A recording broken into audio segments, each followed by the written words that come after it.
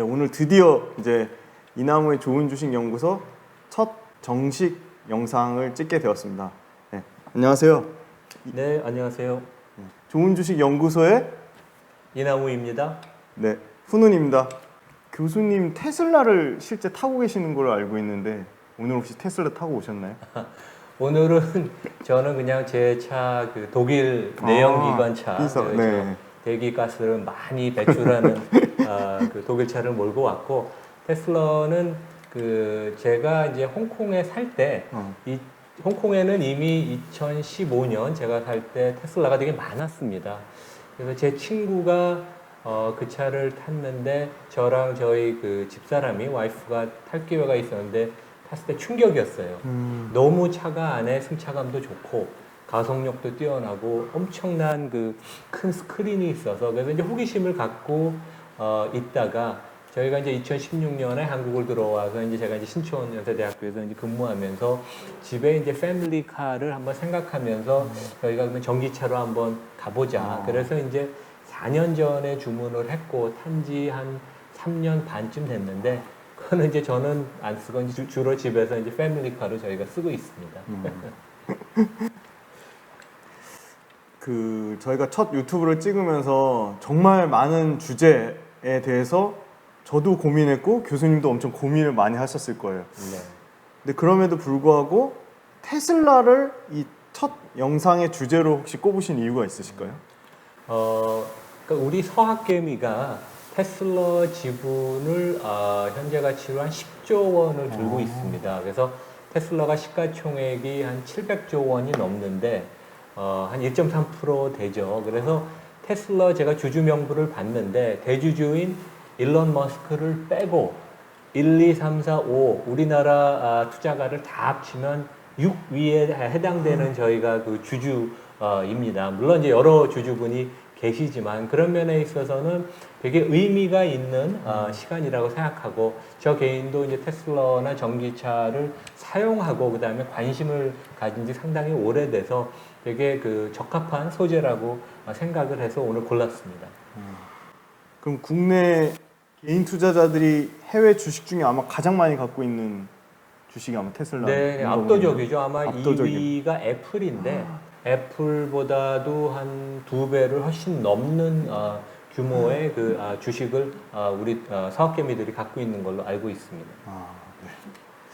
자, 그럼 테슬라 본격적으로 질문 들어갈 건데 혹시 준비되셨습니까? 네, 준비됐습니다. 네. 교수님 연초에 이제 좋은 주식, 나쁜 주식 책 발간하셨을 때 테슬라의 장기 성장성이 뛰어나서 좋은 기업이긴 하지만 리스크가 많아서 당분간은 나쁜 주식이 될 수도 있다. 좋은 기업이지만 나쁜 주식도 될 수 있다고 전망을 하셨어요. 그리고 그 후에 좀 신기하게 테슬라가 좀 조정을 받았어요. 가격적으로 조정을 받았는데 앞으로의 주가 전망은 좀 어떻게 보시고 테슬라의 어떤 포인트들 얘기해 주신다면. 네. 제가 그러니까 연초에 책을 내고 그 좋은 기업이지만 너무 주가가 단기적으로 고평가됐다는 그런 개념으로 좋은 기업, 나쁜 주식으로 이제 많이 얘기했던 게 테슬라와 이제 쿠팡입니다. 그래서 이제 테슬라는 연초에 이제 $900 고점을 찍고 상당히 그 조정을 받았죠. 근데 확실히 그 좋은 기업은 맞습니다. 그 전기차로서 제품의 경쟁력, 그 다음에 비즈니스 모델, 그 다음에 최근에는 이제 이익 창출하는 능력, 뭐 이런 것들이 이제 결합이 돼서 아주 좋은 기업인데 주가가 단기적으로 고평가가 됐고 그 당시에는 리스크가 좀 많았다고 생각을 하는데, 제가 이제 그 당시에 조금 걱정을 했던 부분은 뭐 너무 개인 투자가 비중이 높고 이 규모 대비 시가총액 주가가 너무 높아서 주가가 이제 변동성을 보이지 않을까. 그래서 실제 주가는 한 $500까지 하락을 했다가 최근에는 한 $700 정도에 안착을 했죠.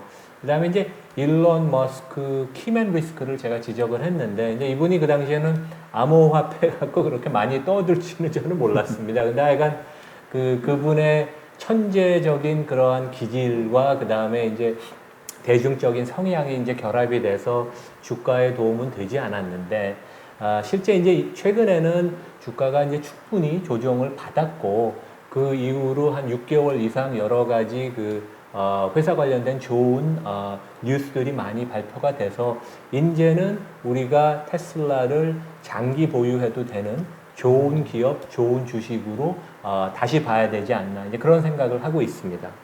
테슬라 관련돼서 아까 이 비트코인 관련된 얘기도 해주셨는데 제가 듣기로는 테슬라 이 앨런 머스크가 우주 항공 쪽 이 위성에도 엄청 관심이 많아서 테슬라로 돈을 잘 벌면 그 돈을 팔고 다 위성 인공위성에 더 투자를 할 거다. 그런 시각에 대해서는 혹시 어떤 견해를 가지고 계신가요? 그러니까 제가 그런 얘기도 좀 했습니다. 왜냐하면 이제 이분의 성향이 어차피 지시적이어서 기존 사업이 성공을 하면 그것을 엑시트를 해서 그 투자 금액을 전액을 자기의 이제 다음 프로젝트로 항상 이관하는. 그래서 이제 이분이 2000년대 초에 페이팔을 매각을 해서 그 자금을 갖고 그 다음에 이제 테슬라의 대주주가 됐고 그 다음에 그 돈을 갖고 스페이스 X에 투자를 했죠. 근데 최근에 이제 전개 과정을 보면 지금도 본인의 상당 부분 시간을 스페이스 X 결국은 이제 화성에 이주를 하겠다.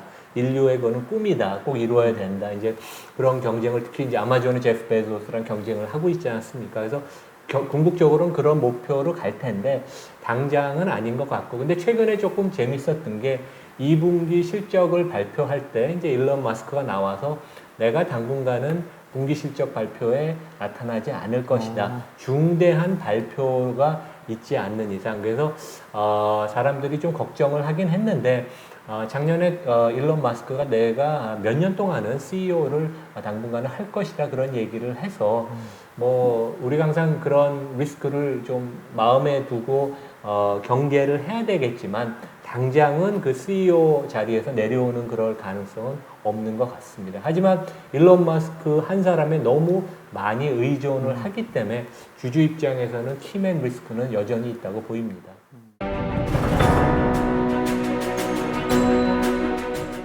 수요와 공급 측면에서 외국인 투자자들은 테슬라에 대한 견해가 어떤가요? 지금 상황에서는? 지금도 이제 월가에 보면 대부분은 이제 중립 내지 긍정적인 방향으로 애널리스트들이 돌아섰지만 아직까지 자동차 회사로서 평가를 해서 좀 부정적인 사람들이 많은데 제가 주주 명부를 보니까 미국의 그다음에 영국의 유수 펀드들 특히 이제 성장주에 투자하는 펀드들 영국의 베일리 기퍼드 같은데 그다음에 피델리티도 상당히 지분이 많고 그다음에 미국의 가장 뭐 뮤추얼 펀드 중에 지존이라고 할 수 있는 캐피털 같은 데도 2대 3대 주주여서 상당히 그 주주의 구성이 다변화되고 그 업그레이드가 됐다고 보입니다. 이제 표를 보여주실 건데요. 상당히 흥미로운 표인데 이 상반기 전기차 판매량이 2위하고 2배 넘게 차이 나더라고요. 이렇게 압도적으로 전기차 판매량에서 테슬라가 1위를 하는 핵심 요소 혹시 두 가지 정도만 꼽아주신다면? 가장 큰 이유는 이제 제품의 경쟁력이죠. 경쟁력은 주행거리도 길고 배터리 매니지먼트 시스템이라고 배터리를 효율적으로 관리하는 능력. 그 다음에 이제 이 회사는 실제 전기차 플랫폼에서 시작을 했기 때문에 소프트웨어가 아주 잘 돌아갑니다. 그런 면에 있어서는 압도적인 제품의 경쟁력, 그 다음에 이제 디자인도 워낙 우수해서 그래서 뭐 전 세계적으로 미국뿐만 아니라 중국, 한국, 유럽 뭐 많은 그 팬들이 아주 그 뭐 컬트 같이 그 테슬라 매니아들이 많죠. 과거 대비 이제 펀더멘털 개선된 부분에 대해서도 얘기해 주셨고 수요 공급 수급 측면도 얘기를 해 주셨는데 그럼 현재 시점에서 테슬라의 주가를 좋게 보는 이유 뭐 5가지 정도 혹시 꼽아 주실 수 있을까요? 그러니까 이제 연초보다는 지금 $700 수준에서는 리스크 리워드 주가가 올라갈 가능성과 하락할 가능성을 놓고 비교할 때 상당히 유리해졌다고 보입니다. 그래서 이제 첫 번째 이유는 한 6개월 이상 뭐 거의 8, 9개월 주가가 충분한 조정의 과정을 거쳤다. 그다음에 이제 두 번째는 이 회사가 이제 앞으로 몇 년 동안 경영 성과의 가장 핵심은 모델 Y입니다.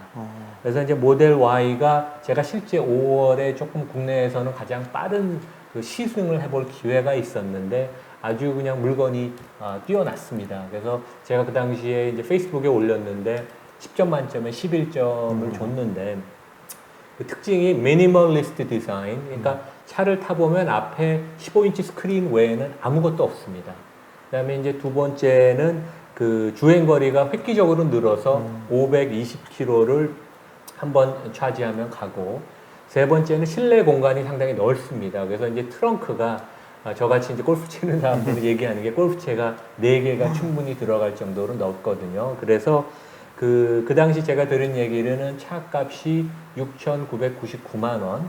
그래서 이제 5, 600만 원 보조금을 받으면 가성비가 아주 뛰어난 그런 차. 그래서 일론 마스크가 이런 얘기를 했습니다.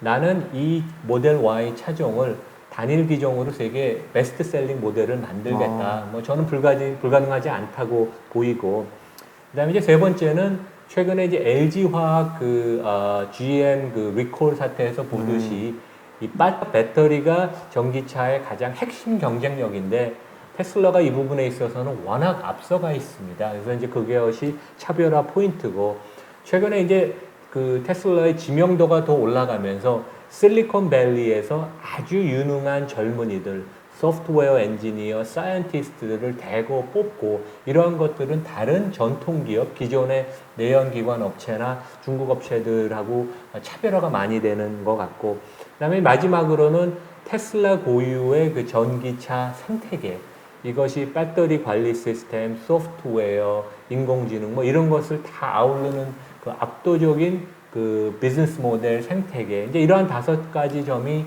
가장 두드러진 것 같고, 최근에 이제 보면 2분기에 자동차 부문 매출 총이익률이 26%가 나왔습니다.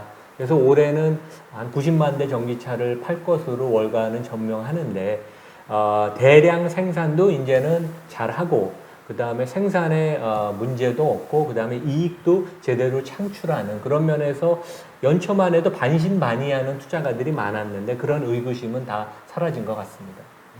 이 주가는 결국 멀티플과 이익의 함수잖아요. 그러면 멀티플은 테슬라를 보는 시각에 아까 마지막에 설명 주셨던 소프트웨어적인 생태계 확장성으로 아마 사람들이 멀티플을 높게 줄 것 같고, 그 다음에 이익의 측면을 얘기하신 대로 상반기에 압도적으로 실제 판매량, 그리고 모델 Y에 대한 엄청난 경쟁력, 고유의 경쟁력이 아마 Q의 증가가 늘어나면 멀티플도 좋아지고 그 이익도 좋아지는, 구조적으로 성장할 수밖에 없다고 그렇게 좀 요약을 하면 될까요? 그렇죠. 뭐 지금 테슬라의 주가는 올해도 올해 내년 퍼를 계산을 해보면 100배가 넘습니다. 그래서 단기적인 이익을 갖고 설명할 수는 없고, 5년, 10년 그 이후에 전기차 시장이 전 세계 자동차 시장을 주도할 텐데, 그 자동차 시장이 얼마나 규모가 크냐 하면 2조 달러가 넘습니다. 그래서 우리가 이제 한국의 대표적인 산업인 반도체 산업이 4천억 달러거든요. 그래서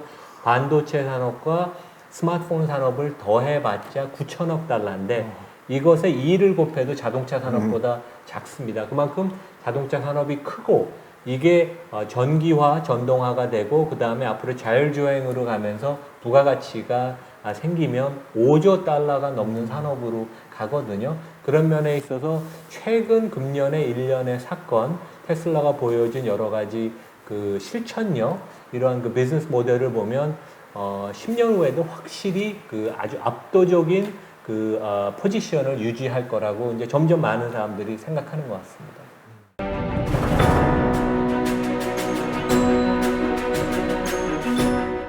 테슬라 자체의 펀더멘탈에 많은 긍정적인 변화가 일어났습니다. 그럼에도 불구하고 리스크가 있지 않을까요? 테슬라에 대한 리스크 혹시 어떤? 네, 그래서 제가 저희 유튜브 시작할 때 말씀드린 것처럼 좋은 주식도 항상 리스크는 있고, 이러한 리스크를 알면 그 해당 주가가 1, 20% 아니면 그 이상 빠져도 내가 충분히 인지한 리스크 때문에 놀라지 않고 그 주식을 장기 보유할 수 있습니다. 그래서 첫 번째 리스크는 뭐 연초랑 비슷한 것 같아요. 아직까지 개인 투자가 지분이 높고 이 규모 대비 주가나 시가총액 비중이 높아서 주가가 이제 변동성을 어느 정도 보일 텐데, 최근에 이제 변동성이 좀 줄긴 했습니다. 두 번째는 일론 마스크가 조금 성숙화되는 그런 모습을 보이는 것 같지만 그래도 키맨 리스크는 있다고 보이고, 세 번째는 중국 리스크입니다. 테슬라가 이제 세 번째 공장을 중국 상해에 지었고 여기서부터 지금 대량 생산을 하는데, 최근에 미중 관계가 좋지 않죠. 네. 그리고 중국이 인터넷 기업, 플랫폼 기업, 그 다음에 사치 뭐 이런 것들을 지금 아주 배척하고 있는데 혹시 중국의 공장을 갖고 생산을 하고 중국에서 많은 매출을 올린 그런 다국적 기업을 다음 타겟으로 할 수도 있습니다. 그래서 이제 중국 리스크는 항상 있고, 그 다음에 이제 테슬라의 그 오토파일럿이라는 준 자율 주행 그 시스템에 대해서 최근 미국 감독 당국이 조사를 시작했습니다. 최근에 이제 사고들이 많아서 그래서 그 조사는 상당히 오래 걸리겠지만 그 결과가 테슬라한테 상당히 안 좋은 쪽으로 흘러갈 수도 있고, 마지막으로는 애플 리스크라고 저는 생각합니다. 저는 개인적으로 애플이 궁극적으로는 자동차를 만들 것이라고, 그래서 뭐 전기차를 만드는 게 목표는 아니고 결국 자율주행으로 가는 이행 단계로 이제 전기차를 만들고 그럴 거라고 생각하거든요. 그래서 애플의 R&D와 그 특허 파이프라인을 보면 제일 돈을 많이 쓰고 특허를 많이 낸 것 중에 하나가 자율주행입니다. 그래서 이제 그런 면에서 보면 당장은 아니겠지만 어느 시점이 되면 애플이 전기차 시장에 진입을 한다면 그것은 장기적으로는 시장을 더 키우는 것도 있지만 아주 막강한 경쟁자가 이 전기차 시장에 나타난다고 그래서 우리가 길게 시장 투자 프레임워크를 놓고 보면 한번 유념해야 되는 그런 리스크가 아닌가 생각합니다. 애플 리스크를 말씀해 주시면서 실제 자동차의 제조 경쟁력이 있는 그룹은 뭐 폭스바겐 그룹이라든지 현대기아차 그룹, 현대기아차도 상당히 전기차 경쟁력을 보유하고 있다고 생각하고 폭스바겐도 마찬가지라고 생각하는데, 그런 전통적인 자동차 제조업체는 테슬라에 그렇게 위협이 되지 않는다고 보시는 건지. 그러니까 태생이 틀리죠. 그래서 테슬라는 실리콘밸리 기업입니다. 네. 자동차 회사 시작한 거가 아니고, 그 다음에 당연히 플랫폼 자체는 전기차 전용으로 플랫폼을 만들었고, 여기에 있는 구성원들의 생각, 구성원들의 DNA 자체가 전통 업체들하고 많이 틀리거든요. 그런 면에 있어서 테슬라가 여기까지 왔고 차별화 포인트고, 앞으로도 그런 그 차이는 많이 보일 것 같아요. 실제 테슬라가 구글, 페이스북을 가는 최고 S급의 미국의 소프트웨어 엔지니어는 뽑지는 못하지만 그 바로 밑에 A급의 엔지니어들은 엄청 많이 영입을 하는데, 그런 사람들은 보통 우리가 얘기하는 GM, 포드, 복스와겐 이런 데를 가지는 않습니다. 그래서 결국 사람이 그 기업의 성패를 좌우하는데, 그런 면에 있어서는 테슬라가 압도적인 우위를 갖고 있고, 그게 결국 실리콘밸리에서 시작한 테크놀로지 기업이라고 이제 본인들도 주장하고 저는 그 점에 동의를 합니다. 그래서 애플도 결국 본인이 제조는 자기네가 안 하고 아이폰이나 다른 아이패드를 대만 업체나 이제 중국에 위탁 생산하듯이 아시아의 어떤 생산 거점이 있는 어떤 기업과 이제 협력을 하면서 제조는 위탁을 하고 본인들은 소프트웨어 관리를 하고 기획을 하고 고객 관리를 하고 이제 그런 비슷한 비즈니스 모델로 전기차를 진입하지 않을까 생각을 합니다.